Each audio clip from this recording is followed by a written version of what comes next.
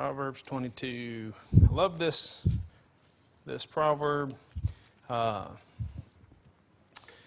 starts off right away, and I don't want to get too far ahead of myself, but it starts off right away saying a good name is rather to be chosen than great riches. And what I want to talk about is things to pass down to the next generation. Things to pass on down to the next generation. Now, it's thought of commonly that children would receive some sort of inheritance from their parents. I know my kids don't want to inherit the things that we're going to leave, bills and whatever.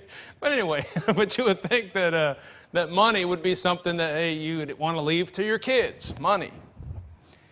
But have you ever thought about how the value of money? I mean, it only goes so far, and I'm gonna, like I said, I don't want to get ahead of myself. We're going to cover some of this, but I was thinking about the value of money earlier, and I did a little bit of research, and it takes the government, to make 4 quarters. To make 4 quarters, it takes them about 35 cents to make that, okay? So your 4 quarters is actually worth about 35 cents, right? That's how much it takes to make it. Now, that's $1. To make $1 of pennies, which would be 100 pennies, it takes like $1.26. So they lose money when they're making pennies. That's why, if you did all your business in pennies, if you just really want to hurt the government, there you go. I'm sure that's really going to hurt them. But it takes more money to make pennies than what it's actually worth, okay? Now, however, 4 quarters worth, that's 1 ounce, that's how much, about an ounce. 4 quarters, if you had that much gold, $1,200 for that much. Interesting. But then you get into paper money, and it takes about 5 cents to make a dollar bill. And you think about that, how much more does it actually take to make a $50 bill than a $1 bill? Probably not much. So probably about 5 cents to make a $50 bill, 5 cents to make a $100 bill, and it's just paper. It doesn't last, I think they said on average they last like 22, I don't know where they get this, but like 22 months or something like that, I guess from just handling over and over. Eventually it gets ripped or destroyed or however, but the value of money is in the eye of the beholder. Now obviously we're more concerned about what it could get somebody, but anyway, it only goes so far. But the Bible says here in verse 1, chapter 22, a good name is rather to be chosen than great riches, and loving favor rather than silver and gold. Now, we already talked about how precious gold is, even in today's market, but a good name is rather to be chosen. Now, when I was young, I remember pondering on that, about a good name, and yeah, you wouldn't want a bad name, I'm trying to think of a bad name, but I don't want to offend anybody. I often tell this story that my name by birth that I was given was Ricky. It's a form of Richard. Apparently it means wise ruler. Sounds great, wise ruler. But at birth they changed that, and my real name is actually still Ricky, but at birth I was given the name Rocky. And Rocky just means full of rocks, or big, dumb, inanimate object, right? But I always liked the name Rocky, right? But I'm just saying, someone says a good name. Oh, yeah, a good name. Well, obviously we know we're not talking about your name, Bill, Mary, whatever. We're talking about what that name stands for, what people think when they hear your name. And passing on a good name to your children, that even only goes so far. Because your kids can carry on your family name. How many of y'all ever had, I never really said this to my kids, but, some people be like, you're a Randall now. You need to live up to the Randalls, and you have to do this. This is what all the Randalls do, and this is how all the Randalls act. I've never really used that line, I don't think. But somebody might say something like that. Well, from one generation to the next, that name could mean totally different. Or your parents could pass on some good values to you that would help you to get a good name, and then they could mess up And everybody says, well, that name is a bad name. But they passed on morals to you that could still give you a good name. You know what I mean? So obviously we're not talking about the name or passing down that kind of a name. So this whole chapter, I believe, is going to show us some things that we need to pass down to the next generation. Now, look at let's read verse 1 and 2 again. A good name is rather to be chosen than great riches, loving favor rather than silver and gold. The rich and the poor meet together. The Lord is the maker of them all. You see, you get a wealthy person. Now, I'm going to get to this in a minute. If a person has great wealth, then they probably have great power. And if they have great power, let's just face it, they run things in this world. They have, whoever has the money, they get to call the shots. Kids living in my roof, I don't have much money, but I'm the one paying the bills or whatever, so they have to do what I tell them to do because you understand what I'm saying? That if you're working for somebody, they're paying you your paycheck, you have to do what they tell you to do. That's just the way it works. But what it really comes down to in the eyes of God, you get a wealthy person, a powerful person because of the wealth and everything they've accumulated on this earth, and you put them right next to somebody who's the poorest person on this earth, and they're equal in the eyes of God. As far as worth, value, it's just everything is equal whenever God judges them. He's not a respecter of persons. But what he does look at is their actions and what they've done and how they've behaved themselves and what work they've done on this earth and all those kinds of things. So it's not necessarily the value of your money or anything like that we'd pass down, although you pass wisdom down. As we've already seen in many of the Proverbs, you pass wisdom down, and that's even in this chapter here. They're more likely to get money, right? Because they got some wisdom. Think about Solomon himself who wrote this. He asked for wisdom. And God said, okay, not only are you going to have wisdom, but you're going to have wealth and all those things you didn't ask for. Well, why? Well, one thing, with wisdom typically comes prosperity and all that. So, and we'll look at some of those in a minute. But here's how we need to pass these on to the younger generation. Look at verse 6. Train up a child in the way he should go, and when he is old, he will not depart from it. So how we're going to pass this down is training. We got to teach them, okay? They need to learn. Now, I realize, unless Mark and Tabby know something that we don't know, I'm the only one in here with kids, raising kids. But regardless, this is a principle in the Bible. It's something we need to talk about. It's very important that we take, and nobody in this room is beyond the point of passing something down to the younger generation. And we take what we know, what we've learned from the Bible, and granted, with age comes wisdom. A lot of people, if they lived their whole life and never read the Bible, they would read through Proverbs and be like, oh man, that's right. I learned that the hard way. I wish I would have read that when I was a kid and took it to heart, because these are wise words that we can grow by. And the way we're going to pass them down is to teach our kids where they don't have to try to learn by trial and error, but they can learn these principles. All right, look at verse 15. Foolishness is bound in the heart of a child, but the rod of correction shall drive it far from him. Now, with passing something down, with training, you think about training. If you're playing on a football team or something like that, you're not going to be a very successful football player if there's no hard training. Putting people on your back, running up and down hills. Did you ever play football? I played soccer, and we used to challenge the football players, like with our practicing. Our practice is tougher than your practice. Yeah, but we have to wear pads, and we'd go back and forth. But anyway, if you wanted to be good, you want to be in good shape, you had to train hard. And the same is true with the passing on to the next generation. I think this is where we mess up as a society and as parents, is that we don't want it to be hard for them. We don't want them to experience pain or discipline, That's why parents don't spank nowadays. They don't want them to experience. They want to have an easy life and all that, and they don't realize that they're messing them up because they're not learning these principles. Okay, and I'm going to get to them. But the foundation of wisdom, before we I mean, you could try to pass any of these things on, and you could even pass them on to somebody who doesn't know the Lord, doesn't believe in the Lord, or love the Lord. You could pass these things on, but if they don't have the fear of the Lord, it's pretty much going to be useless, all right? So over and over in this text, you'll see also talking about the fear of the Lord, like almost all the chapters in Proverbs. All right, so here we go. Here are some things that we need to pass down to the next generation. First of all, we need to teach them that there are consequences for their actions. There's consequences for their actions. Look at verse 3. A prudent man foreseeth the evil and hideth himself.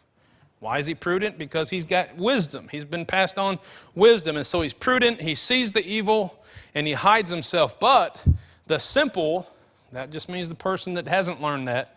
That doesn't call him a fool or a scorner or some of the harsh words that Proverbs calls people who just totally rebelling against God. It just says they're simple. They just never learned. They were never taught. Therefore, what do? It says the simple pass on and are punished. Nobody ever taught them, hey, if you do that, here's the consequences for it. And again, it starts in the home by spanking, and that's not popular nowadays. And you might, I don't want to give a whole message here on spanking because it's not necessary, but you can usually look at kids and their relationship with their parents and know which kids were spanked and which kids weren't spanked, all right?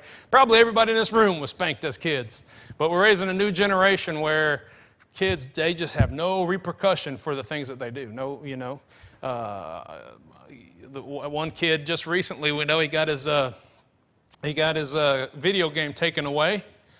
And so he went running out to the streets just mad, just couldn't take it anymore. Later on, we saw his mom at Walmart, and she's buying stuff. And she told me that, I'm buying stuff because, and I don't know the whole story, but the way she made it sound like I'm buying stuff because he got mad. And I'm thinking, he's not learning anything. It doesn't really matter what he did. If you as the parent said, look, I'm taking this away, you've done wrong, and then they blow up and start screaming and start running around in place, and then you say, okay, I'll give it to you. That's not how it works. There needs to be consequences for your actions, and we live in a society where they just don't even know that. They don't know what are the consequences, If the police officer, if they broke a law and the police officer, gives them what the law says that they get if they do that, then all of a sudden they just throw a fit. If you get the right lawyer, if you talk about how the police officer didn't do it just right, he missed a step, he forgot to say something to you, whatever, you get off. And it's crazy. I won't go down. I won't deal with our legal system right now. But so the first thing that we see here, which is in verse 3 there, is, and we already read verse 15 about the foolishness bound in the heart of the child, but the rod will drive it far from him. First thing is they need to learn consequences for their actions. If they get older and they make mistakes, we as parents or grandparents or whatever can't just constantly be bailing them out of everything. They won't learn their lessons. We have to let them, we can't run to their aid every time, that they get in a fight or get in trouble or just try to defend them. We need to let them learn their lesson. Now, I'm not saying be dumb, and there's a time to stand up for your child, but in many ways we need to let. Here's a thing, especially for especially for boys. They need to learn how to do some things, take some chances, take some risks, do some dangerous things. They're probably going to get some stitches. I don't like saying that because I don't have health insurance, but you have to let them get some, they're boys. And I remember listening to this radio program, an interview with this lady. I think she wrote a book, and she was talking about raising young boys. And she said this, and it made a lot of sense to me. She said, at a young age, if you allow your boys to begin to make some kind of dangerous decisions, now don't go too far. Don't let them stick the key in the light in the electric outlet or something. No, but if you just know, hey, they're climbing a tree, they might fall out of the tree and scratch themselves, or worse yet, break an arm. Sometimes you just let them. In the process of a young boy who does that, and again, most of us grew up doing that, doing dumb things, riding our bikes off of a cliff into the water, or swinging on a rope off into the deep, and I learned my lesson, right? But what that does is that helps them later on in life to reason things out a little better and make better decisions, the consequences of me doing that, I might not like it, so I have to weigh it out. Do I want to take the risk of breaking my arm, But when a person doesn't realize there's consequences, they just will do whatever. We need to teach them that there are consequences for their action. All right. We need to teach them this. Look at verse 7. The rich ruleth over the poor, and the borrower is servant to the lender. Now, I've heard that used in ways to say that, you shouldn't go into debt, which is something that I'm gonna talk about as well. But really, one of the things this teaches me here is that a person needs to realize their place. One of the things we need to teach the younger generations is their place. And when you read that, you say what was it, verse 7 here? The rich ruleth over the poor. I mentioned this earlier. Look, I might not like it any more than you do, but it's the matter. The guys that are running for president, they kind of got a lot of money and power already. You don't see some just average guy, low income, whatever, going for great offices. The guys, oftentimes, that are CEOs of the companies or whatever, regardless of where they started, it doesn't matter. But by the time they got there, they've got a lot of power and a lot of wealth. So therefore, if you are poor and you go get a job at McDonald's, and look, I know most people know this. I'm passing on to the younger generation here, and this is what we need to teach the younger generation. They don't deserve $15 an hour just because they're flipping burgers. Now, I got nothing wrong with flipping burgers, but they need to realize, the younger generation needs to realize, look, I've got to pay my dues, I've got to work hard, I've got to work up the scale. But you look around, watch the news for 10 minutes, and you're going to find that we're in a generation of people think they just are entitled. They just deserve a handout. They just deserve what everybody else makes, even though they haven't paid their dues and worked up to that. And so we need to teach the next generation to realize their place, and that doesn't make them less valuable. I already said, the rich and the poor meet together, the Lord's the maker of them all. They're not less valuable because they have less money, but they have to realize their place. They're working for this boss, therefore they do what he tells them to do. Unless he tells them to go against God, well then God's boss, you need to follow God first, but you do what your boss tells you to do. If you're living at your parents' home, they tell you to do something, you just do it. You don't complain about it because you got to know your place. And we live in a generation again where it seems like everything's switched upside down. And the people that, the people that are at the lower end of the businesses, they've got the government on their side, and the government is basically holding the employer accountable. No, you have to give them their job. No, you can't fire them. No, you have to pay them a higher scale. We just flip that thing upside down, right? It's supposed to be you do what they tell you to do. They're your boss. Except unless they tell you to do something contrary to what God tells you to do, okay?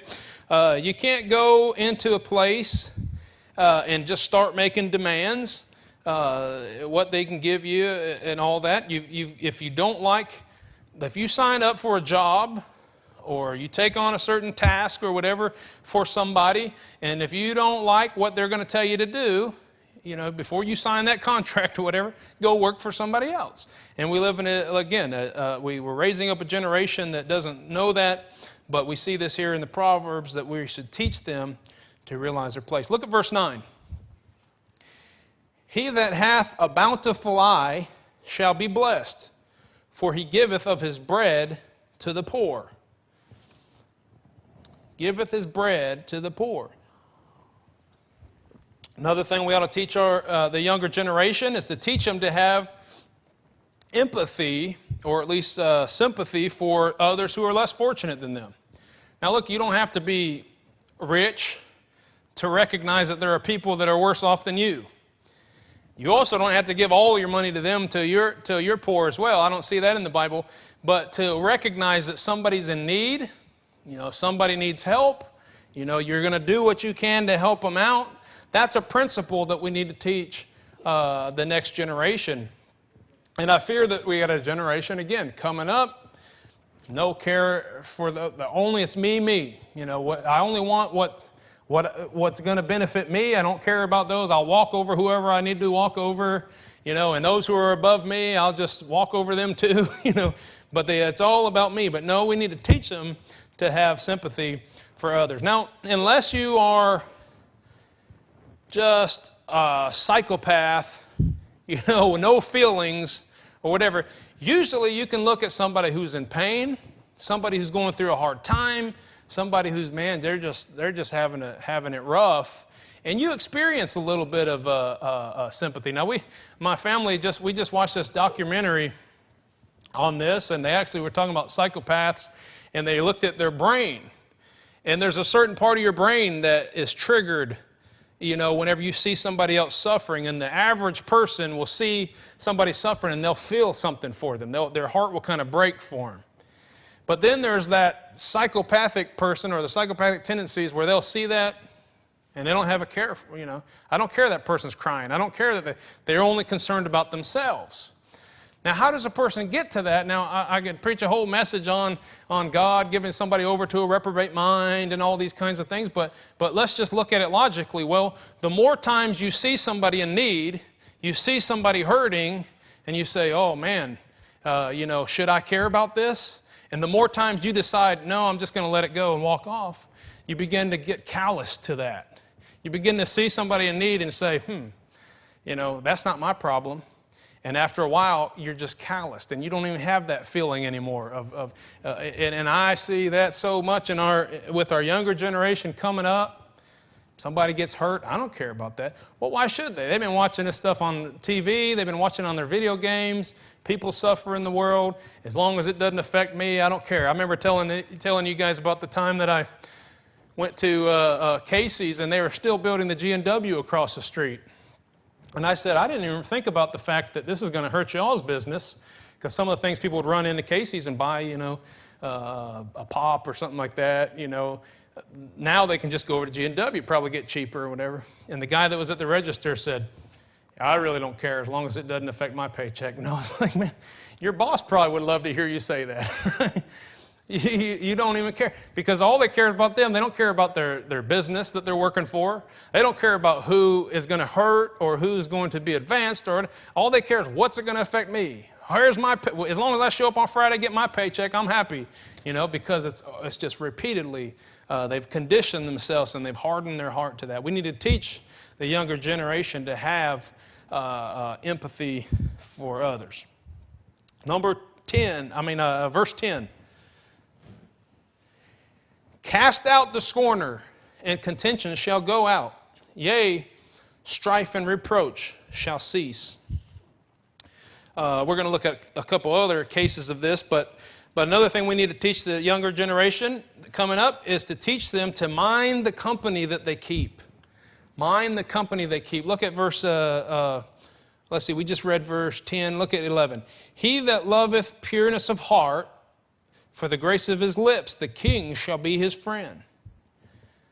The eyes of the Lord preserve knowledge, and he overthroweth the words of the transgressor. We need to not keep company. Look at verse 10 again. Cast out the scorners, and contention shall go out. Yea, strife and reproach shall cease. We need to teach the younger generation not to hang out with the scorners, not to hang out with those who would mock and belittle people, and they fill up with pride, thinking that they're better than everybody else. We need to teach them not to hang out with that crowd. Sometimes, as a parent, that might mean saying, no, you can't be around that person. And they might hate you, think you're the worst person in the world for teaching that, but you're teaching them that there are some people in this world you don't want to hang out with because it will rub off on you, and that's a biblical principle that we need to be careful. Don't hang out with scorners. Don't hang out with, look at verse 14. Don't hang out with seducers. The mouth of strange women is a deep pit. He that is abhorred of the Lord shall fall therein. We need to be careful whether it's a boy or a girl, that when they get, oftentimes, you've seen this, I've seen this all growing up in the church and everything, they'll go off to work and they get out of the house for the first time or whatever, and there's people in there, the Bible seems to portray the wicked woman, flattering with her mouth and trying to catch that young man. But I always read that in the Bible, and I think it's kind of funny because I'm like, well, a man should be strong enough to be like Joseph and say no. And I would be more concerned about the woman, because the woman goes to the workplace and the guys are trying to, flatter them and get on. And so I would be more, as a father, I think I'd be more concerned about my women. But the truth of the matter is, the reason the Bible says so much about men running away from the women is because men are weak in that way, very weak. And a beautiful woman, just because she's beautiful, if she starts flattering and you get this idea that she's a loose woman and she's out to get you, run. And we need to teach the younger generation to run away and not keep company with those who would try to seduce them or get them to do bad things in that way. So we need to teach them to stay away from scorners, teach them to stay away from seducers. Look at verse 24, 25. Make no friendship with an angry man, and with a furious man thou shalt not go, lest thou learn his ways and get a snare to thy soul. Don't hang around with people who are angry all the time. If it's your mom or dad or your husband or your wife or whatever, you might not have a choice. But try not to keep company with people who are angry all the time. Why? You might learn their ways. And that could be said for all these things. You hang around somebody who is a scorner and who's a mocker. How about this? You hang around somebody who's negative all the time. I remember being on the workforce, and it was every time I'm like, all right, I'm going into work today with I'm just a good attitude. I'm just smiling. I'm going to try to brighten everybody up. And I go in there, how you doing? It's a Monday. I hate the boss. He gave me too much work to do. And it's not long before you're like, man, I hate my job. I want to go home. No, don't hang around those people. That'll make your job a whole lot better. Just be like, all right, well, have a good day. I'm going to go over to this person who smiles all the time, right? It's going to rub off on you. Fifth thing we need to teach the next generation is to teach them to work hard. Look at verse 13. The slothful man saith, there's a lion without. I shall be slain in the streets. I kind of think the indication there is that there's really not a lion. Like maybe he heard a sound that sounded like a lion, or maybe he saw something in the news where in another town far, far away there was a lion or something, and so he's just looking for an excuse not to have to get out and do something. So there's a lion out there, right? He's a slothful man. And so he's going to say, there's a lion out there. Look at verse 29. Seest thou a man diligent in his business? You're talking about someone who's hard work, goes the extra mile, gets the job done, does even more than he's asked to do. See thou a man diligent in his business. He shall stand before kings. He shall not stand before mean people. Now that word mean people doesn't mean like what we say mean is somebody's mean to you or they treat you badly. Mean just means just ordinary, just a nobody. Now what he's saying here, and I realize there's no difference between the rich and the poor. God's not a respecter of persons. But in this life, somebody who's diligent, somebody who works hard, somebody who does what they're asked to do, goes above and beyond, guess what? They're going to move up the ladder. So, they're going to stand among kings. And if you don't believe that, look at the story of Joseph. Somebody help me out. Of Daniel. People like this. They worked hard. They were diligent. They did what the king asked them to do. Next thing you know, second in command. And so we need to teach them to work hard. We need to teach them, here's, on the working hard thing, okay, this is where I'm going to step on my own toes here. Kids naturally want to play and skip out of work. I believe you could go back to the beginning of time. Cain and Abel and probably even Seth wanted to go off to the swimming hole when they were supposed to be doing their chores. I think kids have always just wanted to play. And somewhere in our society, don't get me wrong, there's a time where I feel like they treated kids pretty bad, slave labor kind of a thing. But somewhere in our society, we picked up this mentality that from the time they're born until about the time they're 18, they just need to play. And then, okay, now it's time to grow up. Well, guess what? By the time they're 18, it's too late. They need to learn how to work when they're young age. What I don't understand is when they're young, they like to do those things, and you don't want them to do it. It's like, can I do the dishes? No, you're just going to make a mess. And Could I help you take out the trash? No, you can't. And then by the time they get a little bit older, if you haven't instilled them, yes, you can do the dishes. Yes, you can take out the trash. Now they don't want to do that. Say, it's time to mow the yard. Oh, no, I don't want to mow the yard. But when they were 3 years old, where are you going, Daddy? I'm going to mow the yard. Can I help? Like, that's going to be, here you can have this little toy lawnmower. You can push it around a little bit, right?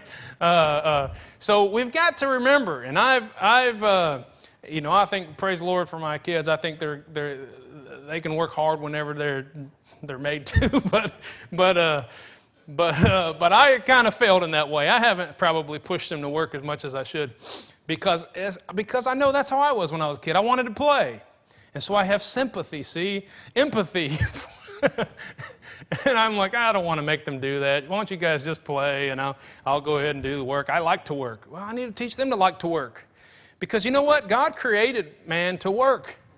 You go back to the Garden of Eden, and they didn't have to work back then in a sense. I mean, you're like, hey, everything was perfect. But God said He made them to work, gave them a job to do, and He said it was for their own good. And if we don't, and this is true, I've met a lot of people who are without a job, and a lot of them asking for money and all this kind of stuff. But the truth of the matter is, if they don't have a job, and I'm particularly talking about the men here, but if they don't have something to accomplish, something to build, something to go out and kill and drag home, you know what I mean, then they are not happy. They feel like failures. They feel miserable. And so we need to teach them while they're young to have ambition and to go out there and work hard and have set goals, high goals, and try to reach them. I don't want to embarrass my son, but he sees me out there. I'm talking about my oldest son. He just recently started going out and riding his bike early in the morning. And I get up and I go running and stuff like that. And so I saw him do that. And there was something in me that was, I know you're saying, well, that's not work. He's not making money off of that. No. But there's something about a guy getting out there and having a goal and saying, I'm going to do this. Whether they're working out, whether they're setting some kind of, I want to run a marathon. And that translates in life over to their work ethic. They set a goal, they go achieve that goal, and they're like, wow, I actually feel good when I accomplish my goal. And so we need to teach that younger generation that and instead of letting them just sit at home and we go out and do the work and we're getting success, we're feeling the benefits of getting the work done and completing, and then we come home and we just take care of them and just help them, maintain their lifestyle or whatever. That's not helping anybody. We need to teach them to work hard. We need to demonstrate to them. And I think here's one place that this can be bad. Again, kind of not trying to be too personal, but kind of looking at my own life. Here's one of the things that we do. The mom and the dad, particularly dad. In our case, let's put it that way. Dad goes off to work. Kids don't really see what he's doing, how hard he's working, and then he's tired. Moms, they're working while the kids are sleeping. Sometimes they get up early or whatever. There's a lot of work that gets done that the kids don't ever see. And that's okay. There's nothing wrong with that. But here's where the problem comes in, I think, is that when we're done working, and we come, this is me, okay? This is 100%. I come home, I'm done working. I went for my run afterwards. That was my leisure. I accomplished my goals, felt good. I come home, I want to sit down on the couch, watch TV, kick my feet up, eat, and that's okay. I believe if you worked hard, got your job done, take a load off. And I think it's good to have some entertainment and some downtime with the family and the kids. But I think what happens in our somewhere in the past generation into the generation that we have now is they just watched Dad sitting on the couch with the newspaper, and they said, "Oh, he's lazy. That must be fun. That must be nice. I think I'll sit on the couch with my..." Yeah, but you missed a step. You missed that part where he goes out to work, 4 o'clock in the morning and gets back, And so we got to let the kids see what hard work is. When I really kind of wised up to this is whenever I started bringing Zachary here at the church to where he works a few hours every day with me. And I'm always trying to study or something, so I'm trying to find things for him to do, And I realized that it doesn't seem nearly as productive whenever I give him something to do, like, hey, go sweep the, whatever. Probably in his mind, the whole time he's sweeping, he's like, man, this is not fun. I would much rather be doing it. He never has that attitude. I'm not getting on to Zachary, but probably that's what's going through his mind. Man, this isn't fun. But when we do something together, I feel like that's when it's actually happened. We sitting out here laying tile together and teaching him how to put the quick set down there, and then we put that in place, and then, all right, now go make some grout, and I feel like, wow, he's working with his dad. He sees what it's like to work hard. And then he goes home, and then the next day he sees the job's done. He knows how much work Dad put into that, and he's saying, hey, I need to be a hard worker like my dad. And so look, I'm a little late in getting it, but that's, I think, what we need to be passing on to the next generation, and I think we've kind of failed at that. I don't mean we, as necessarily everybody in here, but as a society, these are the principles that God said that we need to teach the kids, and therefore that's probably naturally what we're not going to do, what we're going to struggle with. So we need to take heed to the Word of God here, okay? Lastly, and I'll just hit on this real quick, the Bible says not to owe anybody anything. Look at verse 26. Be not thou one of them that strike hands, or of them that are sureties for debts. If thou hast nothing to pay, why should he take away thy bed from under thee? Another problem in our society that I think is all these things that I've mentioned, they all kind of play hand in hand, is the problem that we have of debt in our society. What is this idea of just putting everything on credit? Everything, I want it. If I don't have the money for it, I still deserve it. And that's what they'll tell you on the commercials. That's what the credit card advertisements that they send you to your house will tell you. You deserve it. Even though there's a reason you don't have money, but you deserve it. And so you'll get that and you'll put everything on credit. And I'm not saying that there's not a right way to use a credit card, okay? I'm not saying that. I don't have one. My credit's really bad, but that's mainly because I don't have a credit card. But I'm not big on the credit. But the idea is it goes beyond that. It's just this constant idea of just borrowing and putting it on credit. And the Bible teaches that we shouldn't owe anyone anything. Romans 13:8 says, owe no man anything, but to love one another, for he that loveth another hath fulfilled the law. When we work hard and we do these principles that we see here in Proverbs 20:22, I believe that we probably won't have to worry so much about borrowing.